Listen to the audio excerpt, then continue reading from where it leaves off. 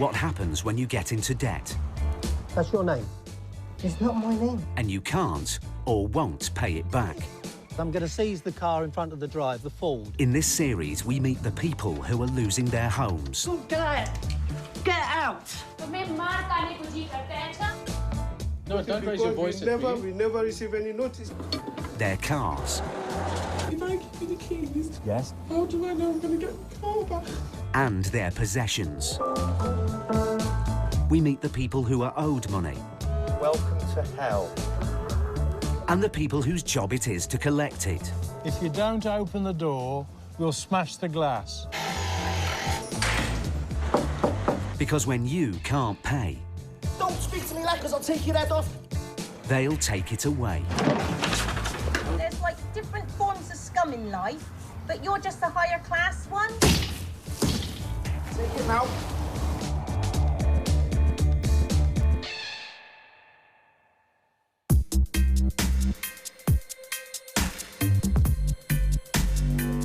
It's claimed nearly 9 million people in the UK are in severe debt. The government-backed money advice service says 1 in 6 of those are seeking professional help for it. Our personal debt mountain is getting bigger and bigger. In the UK, we now owe over £4 billion more than we did a decade ago. And with debt rising, collecting and repossessing our assets has become a booming business. One of the most frequently seized items is our cars. Hundreds are repossessed every week, with more and more people getting that dreaded knock on the door. Mike Allenby and Terry Jones work for Nemesis, a car repossession company covering the northwest of England. Mike, a former private detective, has been doing car repossessions for some time, but Terry is new to the game. Right, Renault Clio Dynamique. Today, they're on their way to Liverpool to repossess a vehicle on a tough estate in Merseyside. God, this is a place, isn't it? Oh, proper round here, mate. Proper. Hired by private finance companies, they are paid by results. This one. Yeah, put us as sat nav. Yeah. The more cars they recover, the more money they make. Excellent. A good month can net them over 100 motors.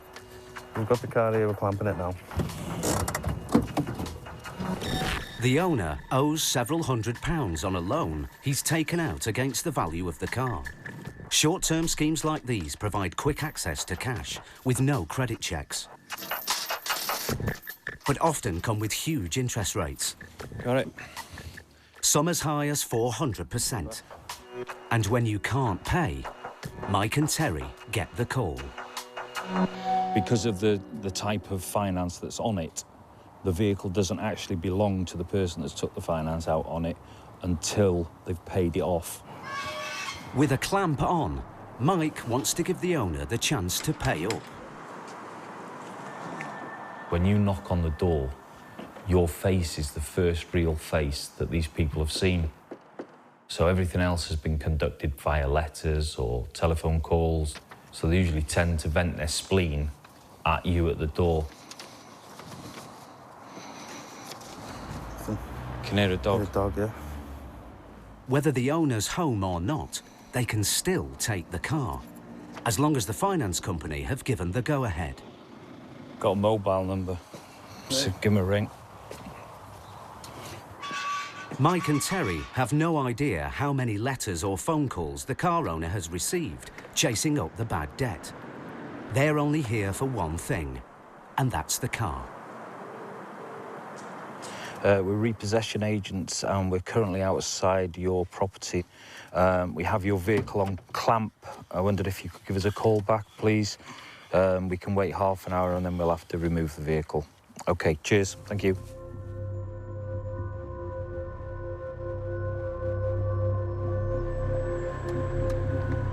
Then the phone goes. Hello? It's the office. Oh, OK then. OK, all right. Sorry?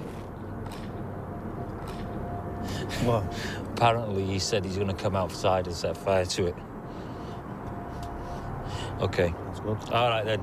Cheers for the heads up. All right, ta-ra. No barbecue time, is it? Just watch our backs, that's all. Can't do anything else. At the end of the day, you're there to collect the car. And it's an asset. It belongs to the finance company, our client. And we have to protect that. The car owner is back.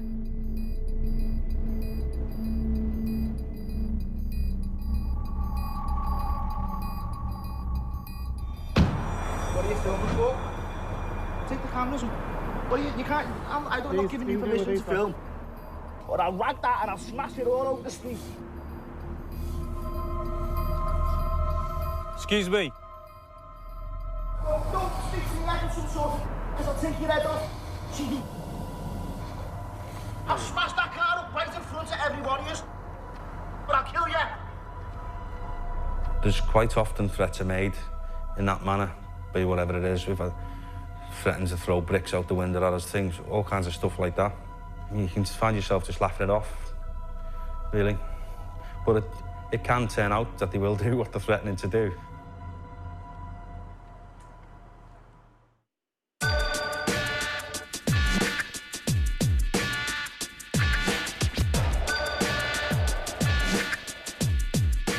The charity Shelter claims that more than 200,000 households in England are at risk of repossession or eviction.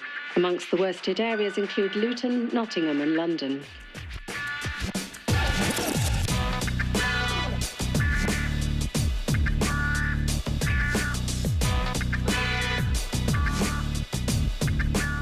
Paul Bowhill and Steve Pinner are High Court enforcement officers.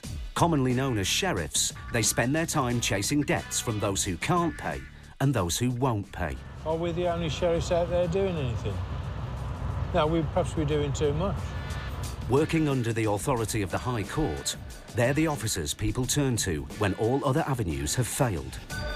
They have the power to seize your possessions to cover your debts and evict you from your home if you've fallen behind with your payments. How far? 1 minute. 1 minute. Today, the team are en route to Hertfordshire with a repossession order to evict a man from his home of 19 years. The debt has risen from £5,000 to almost £30,000 in the space of 3 years, with the addition of fees and costs. That looks like somebody standing outside in the cold, waiting for us. Paul and Steve are being met at the house by a representative of the official receiver. Is there anybody in, do you know, or is it? I've been here for an hour and there's been no movement and no lights. OK. So I don't think there is. The homeowner was made bankrupt 3 years ago after failing to pay a bill for the Inland Revenue. His debts have led to the official receiver taking control of his assets. They've already assessed the value of the property and decided to repossess and sell the house. Paul and Steve's arrival marks the beginning of the end.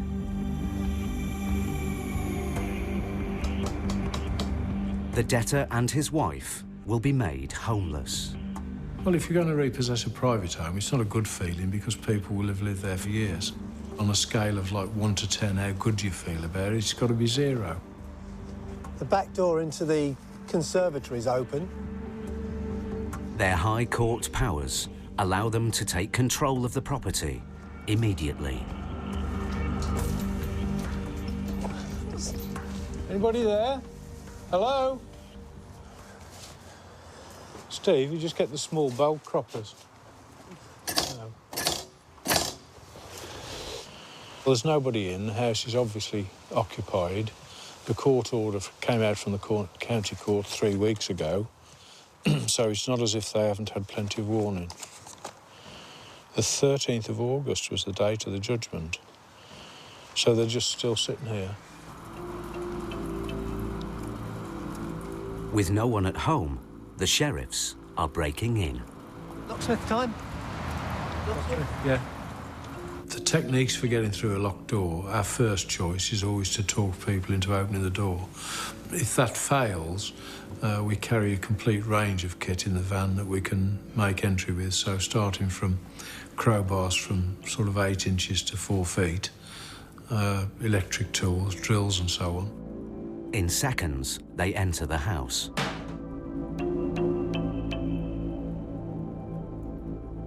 Can you just bear with us a sec? Because there's a dog in here. We want to make sure the dog's okay. Oh, right, okay. The entrance of 2 complete strangers has frightened a dog living in the property. Don't tread in the floor in the kitchen. Come on, you old softy. Do you mind if I go out? I can't deal with dogs' houses. Come on, let's shut you outside here. Come on. Come on. Good boy, come on.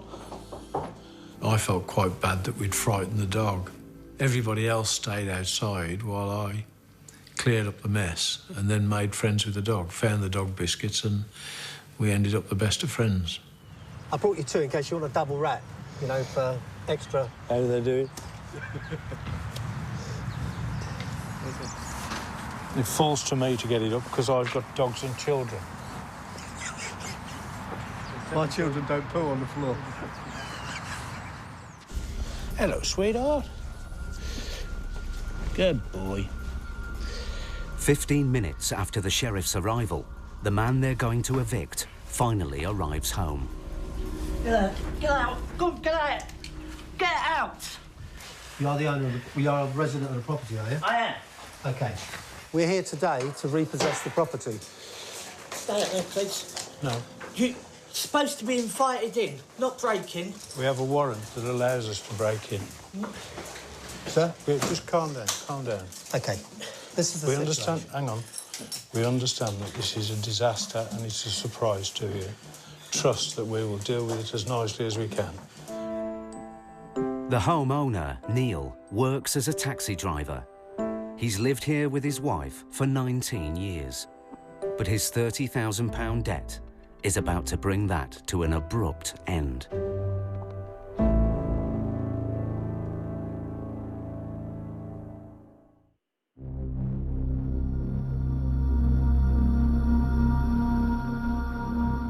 Back in Liverpool, car repossession experts Mike Allenby and Terry Jones are on their guard as they attempt to recover a car from a tough estate. The owner has threatened to set fire to the vehicle after defaulting on a loan secured against it. Don't speak to me like because I'll take your head off. Cheeky. Threats are commonplace, but Mike and Terry can never be sure whether they'll turn into actual violence. What are you waiting for? What are you waiting for? Sorry? What are you waiting for? What are you waiting? I'm asking you what you're waiting for. I'm asking you the question. We're here to collect the car. Are you, yeah? What are we going to do? With that amount of aggression and threats, I need to finish our paperwork off, see if he calms down, and then, if he doesn't, call the police.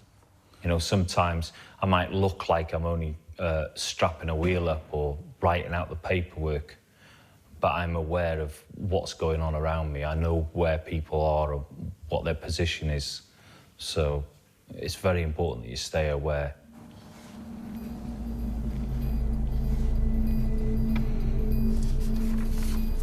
Just keep your eye on it.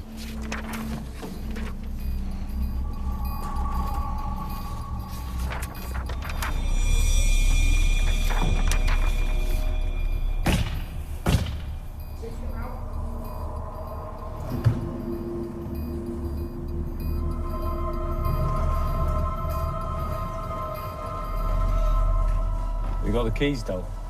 Have you got the keys? OK. Let me know if he's locking it again.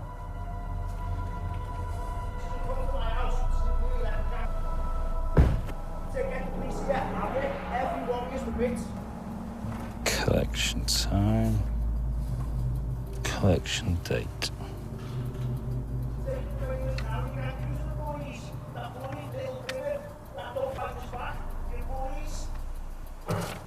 You a bully?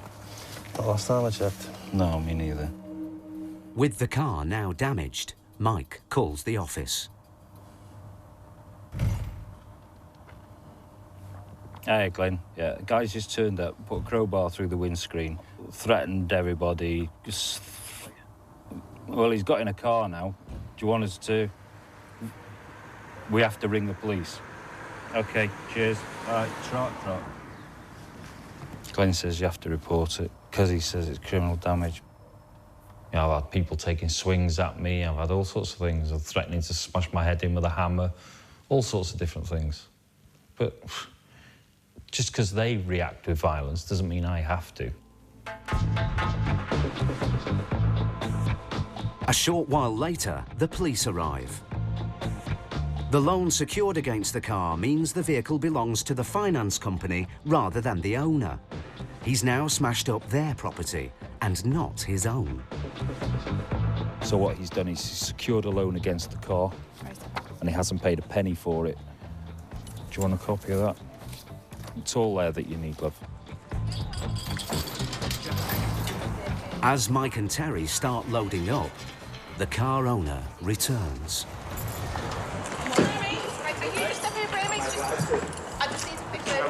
I don't want to wait. I'm sorry, but I live here.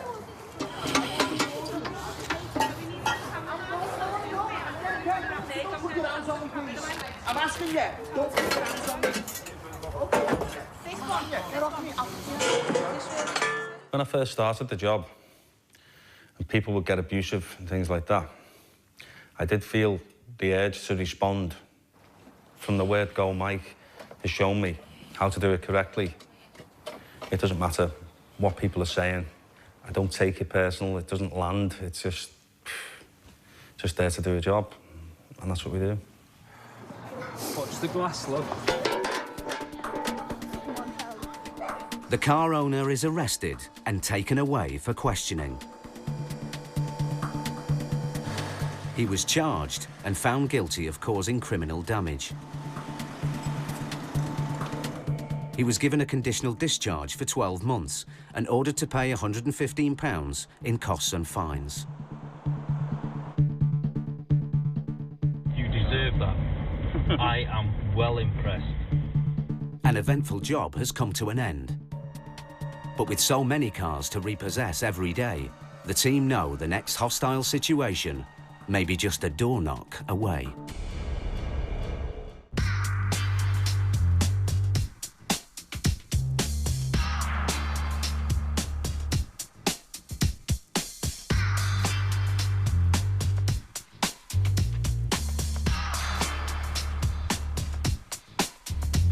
High Court enforcement officers Paul Bohill and Steve Pinner are in Hertfordshire.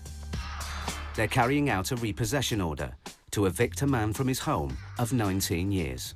Go, get out! Get out! You are the owner of you are a resident of the property, are you? I am. Neil, a taxi driver, was made bankrupt by the Inland Revenue. He's accumulated debts of almost £30,000.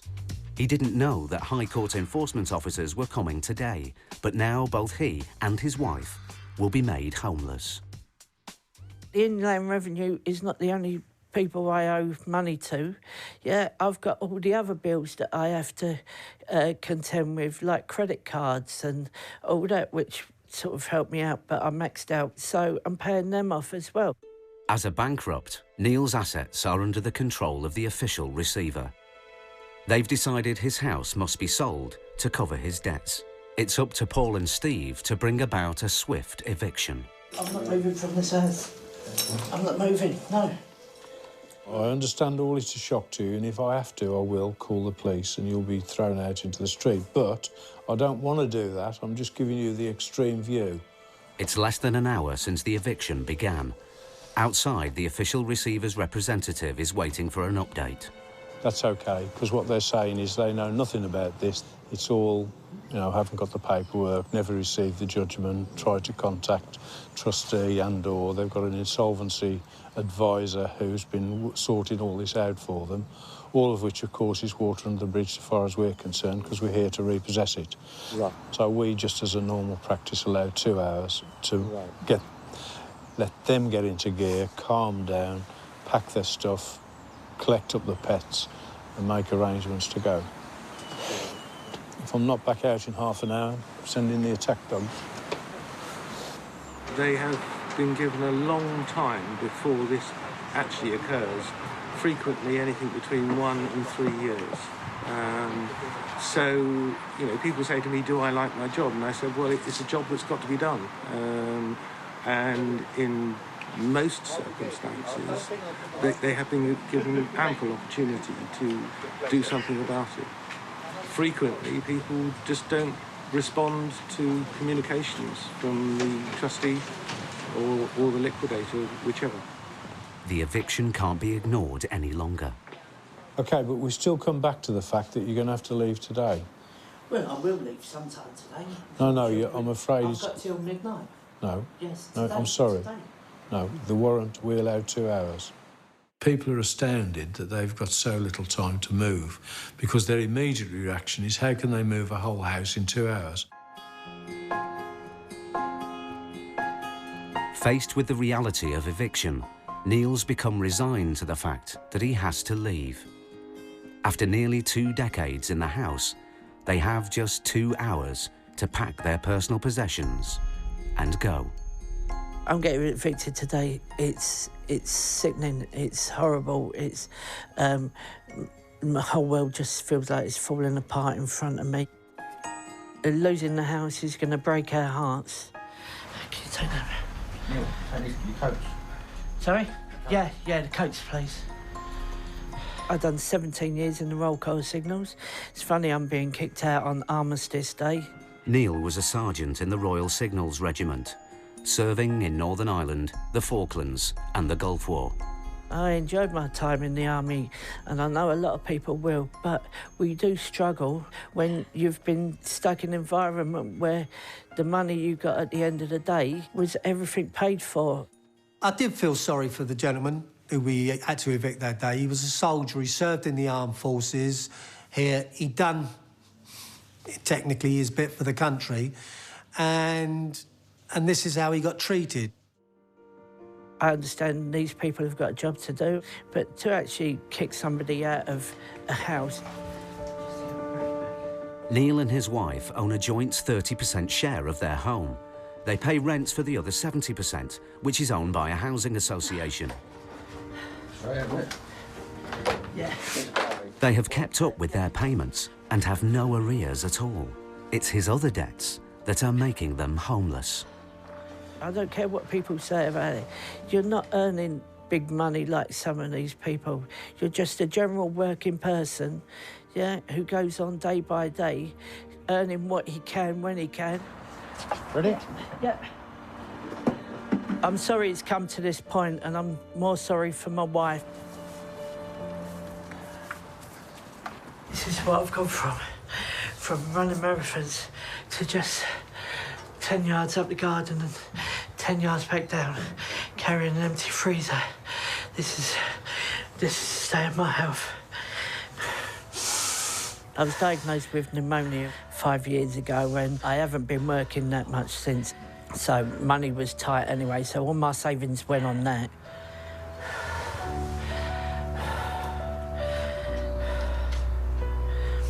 The house will eventually be sold.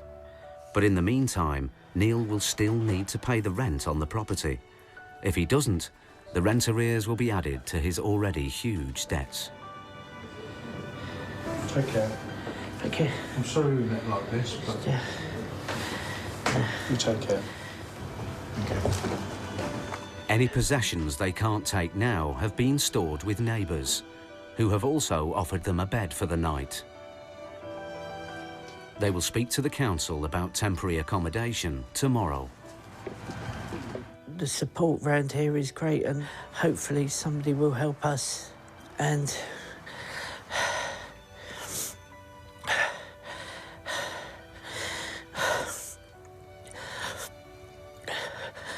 just anybody tells you you're hard in the army is true, but you still got your emotions to hit you at some point. And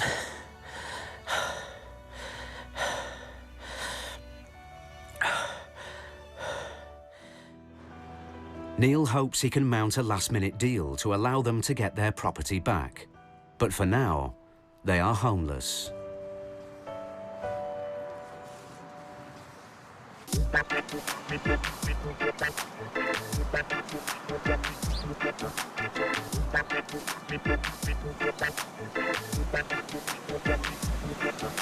There are 28 million cars in the UK, and many of them are bought using finance. So for repossession specialists like Mike and Terry, there's always a steady flow of vehicles that could soon be hooked up to their recovery van.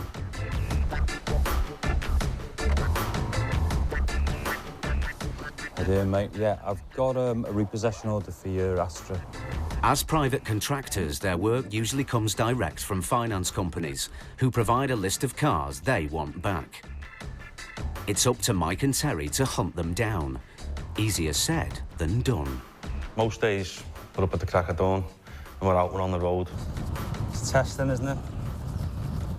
At the minute. Oh, yeah. We haven't got it easy, have we? Scouring the streets for cars, they chase as many as 15 motors a day. The light's still on. And no car. But there's no guarantee the cars will be where they're supposed to be. Terry, there's no sign of the car around the back here. None at all. I'm just going to try the other side of the street, OK? We do have to sometimes do a lot of waiting around for various reasons. We're all out of luck. And it can be tiring. Oh, God! So you have to do our best to stay alert. Right, here we go. Here we go, here we go.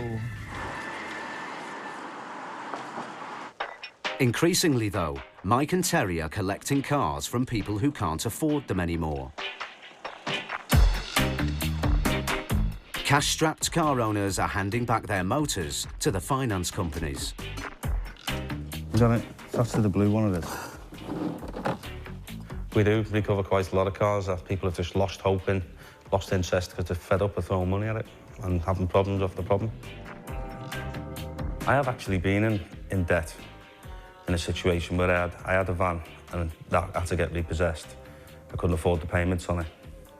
So I understand what it's like to be in the scenario where you're having to give something back. So I do sympathise. I understand how it can come about.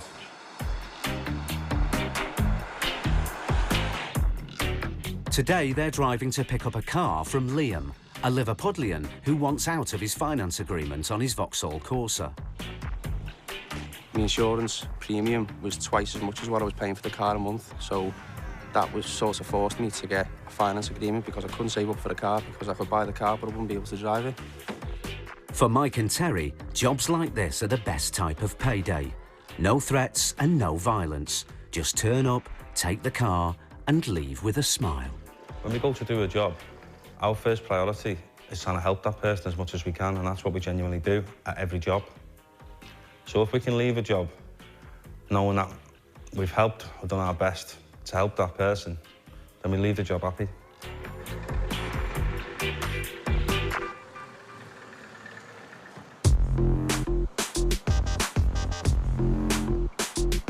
Rent arrears are becoming the fastest growing debt problem in the UK, according to the charity The Money Advice Trust. In the first 9 months of this year, its telephone helpline received nearly 20,000 calls from people behind with their rent.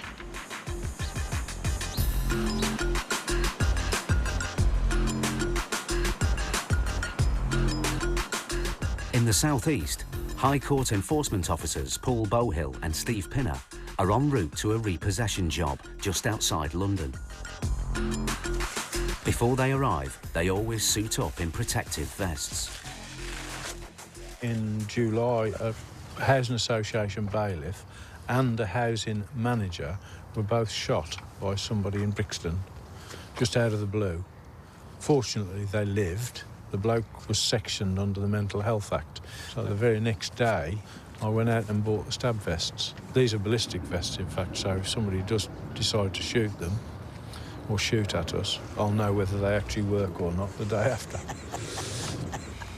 It's not really a laughing matter, though, is it, when you think about it? It could actually come to that. I mean, nobody wants to see us, do they? If the police go somewhere, at least probably 60% of the people they meet are happy to see them. There's nobody happy to see us. Today, they're carrying out a High Court eviction on a family who owe £736 in rent. It may sound like a tiny amount, but as Paul and Steve know, sometimes the smallest debts cause the biggest problems. Or 53A. It's a corner property. Right. I looked on the map. The landlord asked the family to leave 16 months ago when their lease expired, but they have stayed put. Where the garages are, they built another house in the background. Oh, right. Now sitting tenants, they have ignored all attempts to remove them, including county court orders. There, with the gates. And 2 cars. Oh, right. Tidy. But Paul and Steve are now armed with a much more powerful legal writ from the High Court. It entitles them to evict the tenants with no notice. Today, whatever happens, the landlord will get his property back and the family will be made homeless. Who lives here? I live here. We've come to repossess the property. Repossess the property? Yeah. Yeah, we're from the High Court. We have an order from the High Court to repossess the property today. When? Today.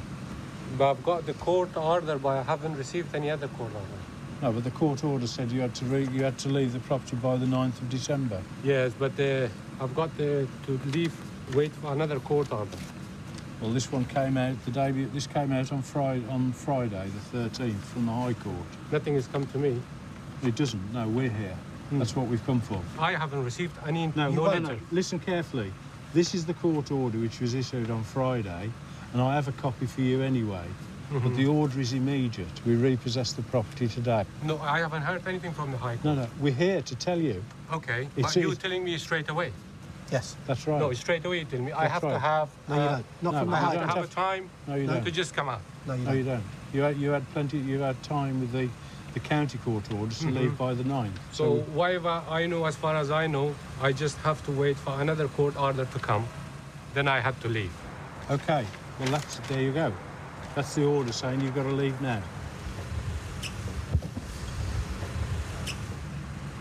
But it's as far as you know, it's difficult to just make it straight away today. Well, I'm but sorry, at least if you have a notice. Well, you had notice on the 9th, and you had 2 months' notice before that. Yes, but I couldn't find any place to just move. Well, I'm sorry. We have no option in it. We've got to ask you to leave today. Just straight away. Straight away. 2 hours. It can't be possible. Well, I'm sorry, but if you sorry, it does make means. I've got kids to see. Which kind of work is it to come with the kids and family, take them in 2 hours' time? Which kind of work is this one? The law never said this one. Even if it's this a law, this is cruel law. I don't disagree with you, but the law is the law, and we're here to enforce it. 2 hours is not possible. Well, we'll speak to the landlord and see if he wants to give you longer. The landlord. I've got the most rubbish landlord in my life. We don't like landlords to be present when we evict a tenant anyway, because it becomes very controversial and confrontational. But as the landlord lives next door, there's no choice. No, it's okay. I mean, this is instant. We've got 2 hours to get them out. All exactly. If he wants to make it... If you come back here with me.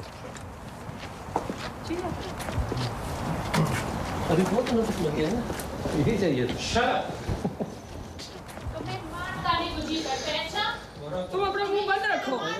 Hang on, that's enough. Just go inside, Out of earshot, Paul attempts to keep the peace.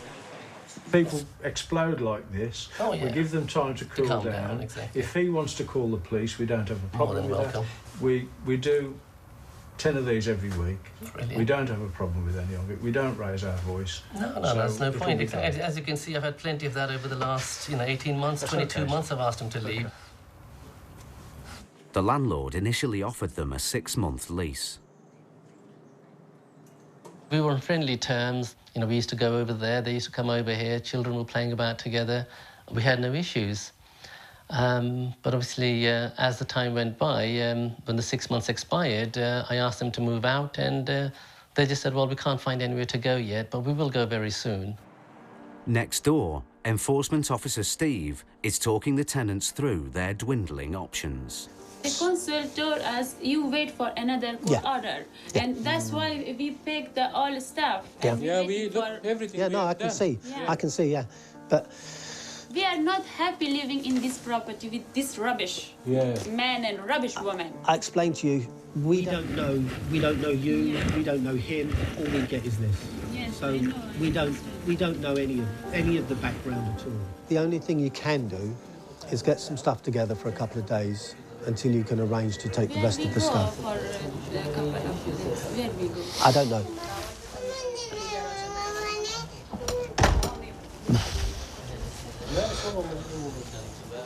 If you take this to the council, they should give you emergency housing for a couple of days.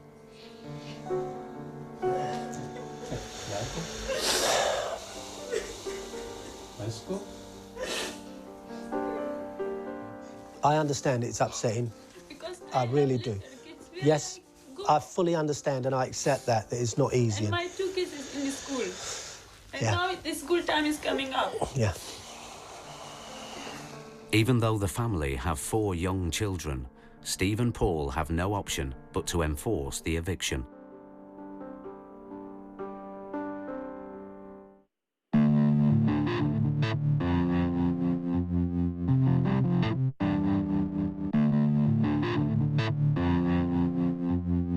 Slough, just outside London. High Court enforcement officers Paul Bowhill and Steve Pinner are evicting a family from their rented home. Hang on, that's enough. Despite being asked to leave over 16 months ago and a county court order evicting them, they are still living at the property. They owe £736 in rent arrears. I understand it's upsetting. I really do. Yes, I fully understand and I accept that. The locks are being changed and the tenants have been given 2 hours to gather their personal possessions. There you go. It's a criminal offence to re-enter it. Contact me if there's a problem. Won't be a problem. I had a little bit of legal advice from a very good organisation who also kindly informed me that if I do go to the local bailiff's office, which the court has authorised me with the court order, it could take a good 6 to 8 weeks even. The route of the High Court enforcement officer is much quicker, much more costly, but they get the job done. But there's a problem. Despite being close to Paul's deadline, the tenants have made a decision. Instead of just taking a few belongings for a couple of nights, they've decided to empty the house of all their possessions. Sofa's coming out now, so I'm getting out of the way. They're just taking the mickey now. We gave them 2 hours. They've now stretched it to 3 and they now want 4. Not acceptable. Will you need to come back again? I'm trying to not come back again. I'm trying to just take it out everything. The longest we can stretch this to today is till 2 o'clock. I'm just trying now. That's giving you an extra hour. Please, yeah.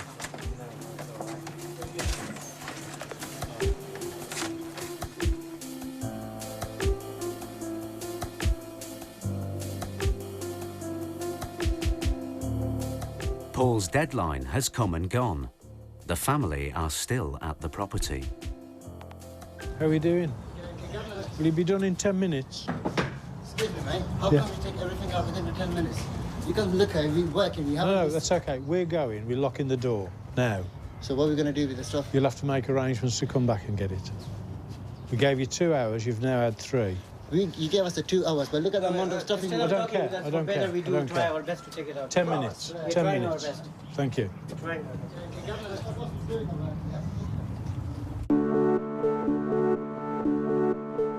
It's almost 4 hours since the sheriffs arrived on the scene, and finally the tenants have gone. All done? Finish? OK. Good luck. OK. Be safe. Bye. After months of legal wrangling, the property is empty.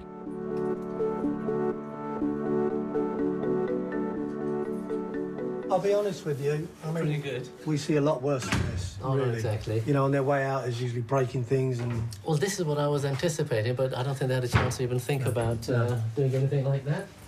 They only had this for about 24 to 26 months, and you can see the state of it. It was impeccable when we gave it to them, and that's probably going to need a good few thousand spent on it to bring it back into a decent livable condition again. They're the new front door keys and 1 key to the building at the very back of the garden. Brilliant, thank you. Sorry it took a little bit longer than usual, but, But it's better to get over and done in one go, isn't it? Yeah. That. Thank you. Good luck. It's worthwhile. Thanks care. a lot. Bye-bye. Take care. It's taken the power of a High Court writ and extensive negotiations to evict the tenants. But Paul and Steve's job is now complete. Every day is a different day. Some are good days, some are bad days, but somewhere along the line, someone has been done wrong. And it's the chance of getting that put right, and that's how I see it. It's almost 1 month since taxi driver Neil and his wife were evicted from their home in Hertfordshire. He's still working hard to make ends meet. After visiting the local council, the couple moved into a small temporary bedsit, just a few miles from where they used to live. This is the sitting room cum bedroom. Yeah, this is the hotel room, as I come to call it, because if you go in any hotel, it doesn't look any different. You put dinner on the table and that's full. You sit down on the settee, that's full. It's very snug for 2 people. My partner's reaction was absolutely... She went spare at me, to say the least, yeah. Crying, angry, ready to kill me. Even now, sort of 4 weeks down the line, we're still very close to separating. He's also had to say goodbye to his beloved dog. We're not allowed any pets in the places, so they are with friends, and we try and get to see them as much as we can. Our pets are our family. Sorry, but if I can't have kids, then I've got to have pets. In a way, I can't wait to get out. We're always treading on each other's toes, yeah, because we're so used to having so much open space to walk round. And I get up for work at 3 o'clock in the morning, trying to keep quiet because somebody's asleep next to you. It was easy in the house before because we had another room where I could do all that without disturbing anybody. In addition to the rent he has to pay for the bedsit, Neil is paying over £700 a month on the property from which he was evicted. He will keep on paying until a buyer is found. Me and my wife own 30% of the house outright. Yeah, there's no mortgage payments. We pay rent for the other 70%. We're still paying that rent. It's like paying for 2 residents, yeah? I wish I was that rich that I could afford to run 2 residents. Neil's wish is to get his home back, and he's prepared to do all he can to make it happen. I've had to take on extra hours at work. It's paid its toll. I've been ill for the last week. I've been off struggling.